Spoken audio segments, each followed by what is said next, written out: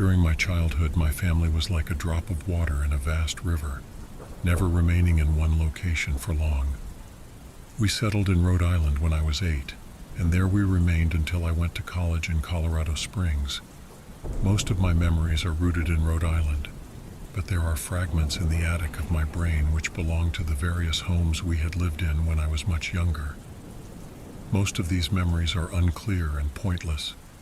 Chasing after another boy in the backyard of a house in North Carolina, trying to build a raft to float on the creek behind the apartment we rented in Pennsylvania, and so on. But there is one set of memories which remains as clear as glass, as though they were just made yesterday. I often wonder whether these memories are simply lucid dreams produced by the long sickness I experienced that spring. But in my heart, I know they are real. We were living in a house just outside the bustling metropolis of New Vineyard, Maine, population 643. It was a large structure, especially for a family of 3.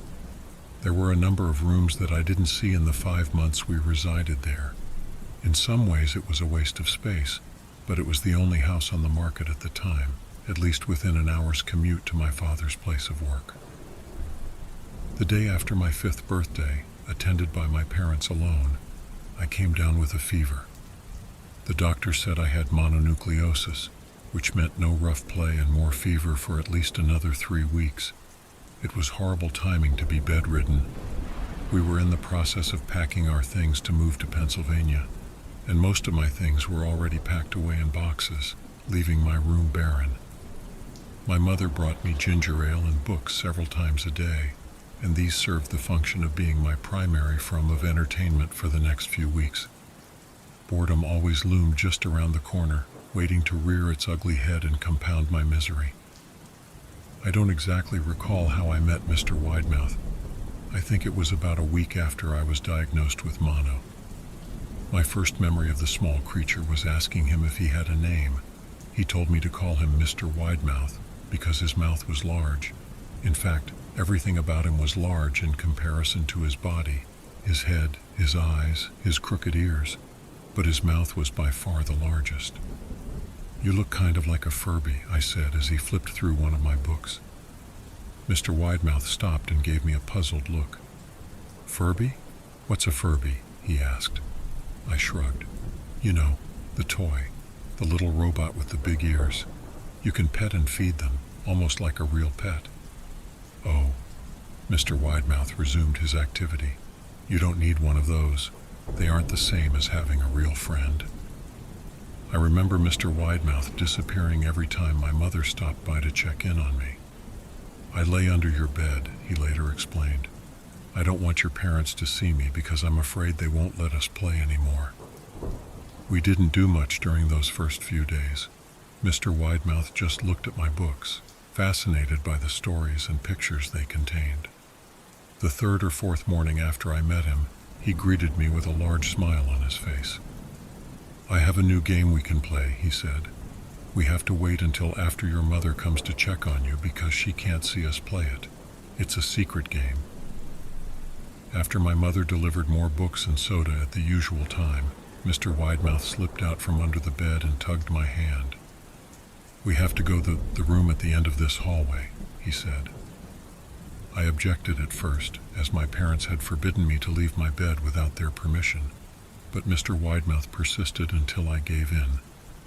The room in question had no furniture or wallpaper. Its only distinguishing feature was a window opposite the doorway.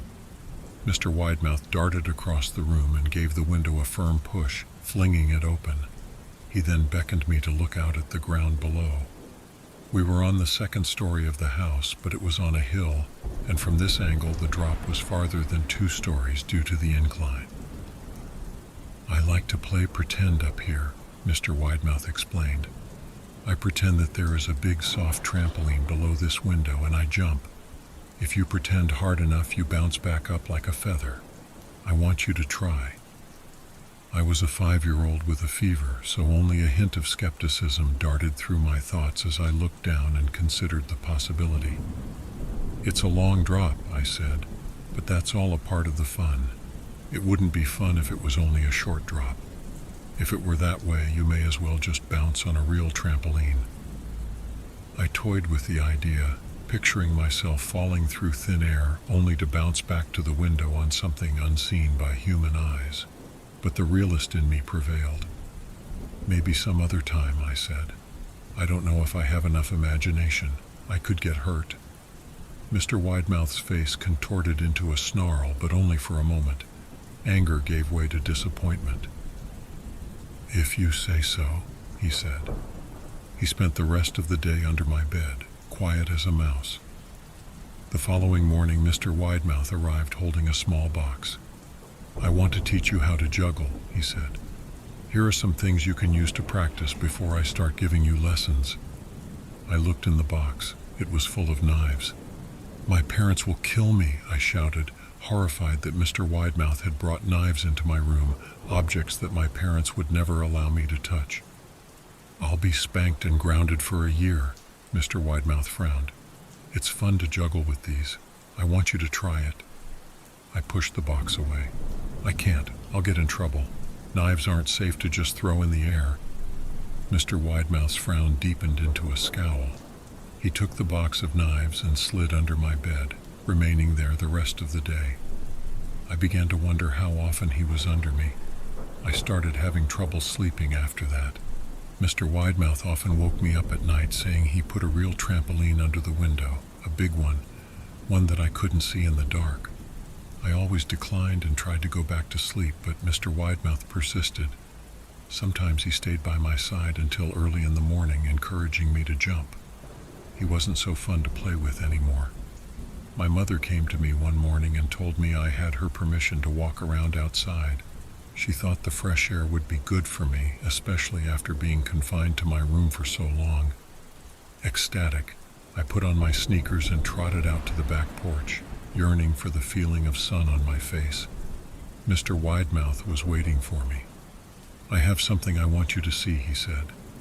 I must have given him a weird look because he then said, It's safe, I promise. I followed him to the beginning of a deer trail which ran through the woods behind the house. This is an important path, he explained. I've had a lot of friends about your age. When they were ready, I took them down this path to a special place. You aren't ready yet, but one day I hope to take you there. I returned to the house, wondering what kind of place lay beyond that trail. 2 weeks after I met Mr. Widemouth, the last load of our things had been packed into a moving truck. I would be in the cab of that truck, sitting next to my father for the long drive to Pennsylvania. I considered telling Mr. Widemouth that I would be leaving, but even at 5 years old, I was beginning to suspect that perhaps the creature's intentions were not to my benefit, despite what he said otherwise. For this reason, I decided to keep my departure a secret. My father and I were in the truck at 4 a.m. He was hoping to make it to Pennsylvania by lunchtime tomorrow with the help of an endless supply of coffee and a 6-pack of energy drinks. He seemed more like a man who was about to run a marathon, rather than one who was about to spend 2 days sitting still. Early enough for you? He asked. I nodded and placed my head against the window, hoping for some sleep before the sun came up. I felt my father's hand on my shoulder. This is the last move, son, I promise. I know it's hard for you, as sick as you've been. Once Daddy gets promoted, we can settle down and you can make friends. I opened my eyes as we backed out of the driveway. I saw Mr. Widemouth's silhouette in my bedroom window. He stood motionless until the truck was about to turn onto the main road. He gave a pitiful little wave goodbye, steak knife in hand. I didn't wave back. Years later, I returned to New Vineyard. The piece of land our house stood upon was empty except for the foundation, as the house burned down a few years after my family left. Out of curiosity, I followed the deer trail that Mr. Widemouth had shown me. Part of me expected him to jump out from behind a tree and scare the living bejesus out of me. But I felt that Mr. Widemouth was gone, somehow tied to the house that no longer existed. The trail ended at the New Vineyard Memorial Cemetery. I noticed that many of the tombstones belonged to children.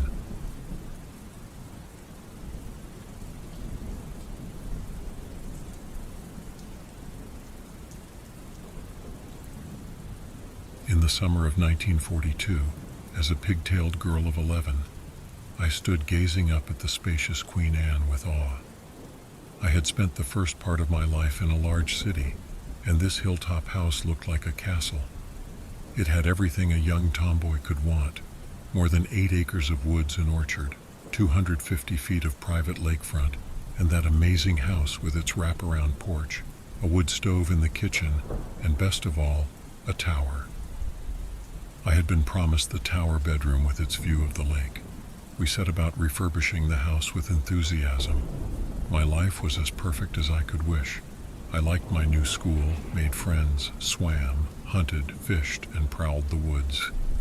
I constructed a treehouse in the orchard where I spent many hours munching on apples and pears while I read.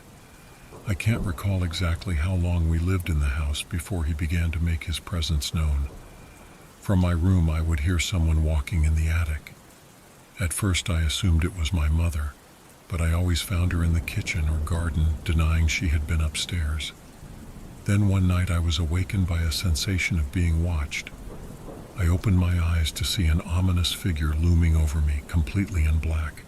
He wore a tall hat and a cape or cloak that he held over the lower part of his face. Above high, hollow cheekbones, sunken red eyes glowered. I screamed for my father, and when he entered the room, the apparition vanished. The manifestations became more frequent, and my visitor became more visible and clearly defined. In warm weather, I began dragging blanket and pillow out my window to sleep on the little mop porch outside my room. In winter, on weeknights when my father was in the city, I would feign cold and beg to sleep with my mother. On weekends, I would again scream for my father. The apparition never appeared in any room but mine, but sometimes I could hear his heavy footsteps in the attic, especially if I was alone in the house. I made it a practice never to be alone in the house after dark. If my mother was out, I bundled up my homework and went next door, where a kind, childless couple always welcomed my company, or I sat on the porch until her return. I only saw the last of him when I grew up and left that house for good. Many years later, my parents came to visit me, and we were looking through some old photo albums. There, in a picture of our old home, peering from the window of my tower bedroom, was his face. My mother said it was only the reflection of tree branches. 2 other snapshots taken at the same time from the exact same location showed only an empty window. When I had the photo enlarged, the darkroom technician refused to make more than one print, saying he felt uneasy working with it. I hadn't discussed the apparition with him. My mother then admitted that our home was supposedly haunted. She hadn't wanted to upset me while we were living in the house because, she said, "You were such a nervous child." The ghost was rumored to be a judge who had either shot or hanged himself in the attic. In the summer of 1996, I stood gazing up at the house once more. It had been let go, as they say, but now had new owners who wanted my advice on restoring it. They were full of plans to strip paint from the golden oak woodwork, remove cheap paneling from the walls, and revitalize the gardens. The husband greeted me outside with a warm hug, then looked a bit uncomfortable. He asked if I would mind answering a rather odd question before we went into the house where his wife and children awaited us. "My children believe they have seen a ghost in the tower bedroom," he said. "Is there a ghost in the house?" My answer was, "Yes."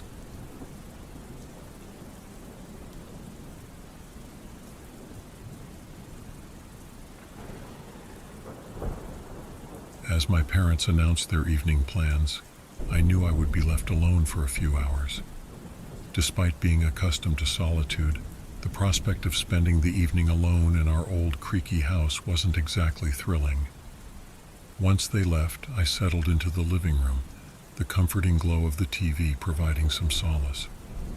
But soon the tranquility shattered when I heard a series of loud bangs echoing from upstairs. Startled, I muted the TV and strained to listen, hoping it was just my imagination. With a sense of trepidation, I tiptoed up the stairs, each step creaking under my weight. As I reached the top, the silence was deafening. I hesitated for a moment, then mustered the courage to check each room, my heart pounding in my chest with each creak of the floorboards. To my relief, there was no one to be found. Yet the eerie feeling persisted as I made my way back downstairs. As I resumed watching TV, the room was suddenly plunged into darkness. Panic surged through me as I fumbled for the light switch, but nothing happened. That's when I heard faint footsteps from upstairs. My mind raced with fear as I gripped my phone tightly. I quickly dialed 911 with trembling fingers. I explained the situation to the operator, my voice barely above a whisper, as I described the unsettling events unfolding in our supposedly empty house.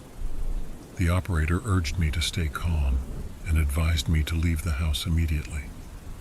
But something inside me compelled me to stay and confront whatever, or whoever, was lurking somewhere in my house.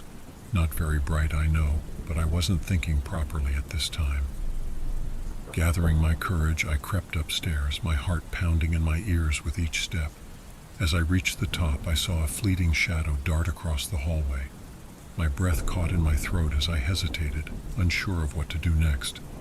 Suddenly, a dark figure emerged from the darkness, brandishing a gleaming kitchen knife. My blood ran cold as I let out a piercing scream, turning on my heels and fleeing down the stairs as fast as my legs would carry me. I burst through the front door just as the police arrived, their flashing lights illuminating the darkness. 2 officers were already entering the house as I was running out. Breathless and shaken, I recounted the terrifying ordeal to the officers outside, while the others had wasted no time in searching the house from top to bottom. Minutes ticked by like hours as I waited outside, my heart still racing from the adrenaline-fueled encounter. When the officers finally emerged, they assured me that there was no sign of any intruder at all. Confused and shaken, I could hardly believe their words. I told them that he was right behind me. How could he not be there? And how could they explain the footsteps I had heard, the shadowy figure I had seen? But as they left, leaving me alone once again, I couldn't shake the feeling that something sinister lingered within the walls of our home. In the days that followed, I couldn't shake the feeling of unease that had settled over me. Every creak of the floorboards, every flicker of movement out of the corner of my eye, sent my heart pounding. My parents thought I was being dramatic, but I couldn't shake the feeling that there was someone in my house. And then one evening, as I sat alone in the dimly lit living room, I stumbled on an old newspaper article tucked away in a forgotten corner of the internet. It detailed the tragic death of a man who had once lived in our house. He had been stabbed to death with a kitchen knife, a man whose restless spirit may still wander the halls of my house at night. I know what I had seen and heard, and it terrified me. I don't know if it was a ghost, but after seeing the article, that was the only other explanation I could come up with.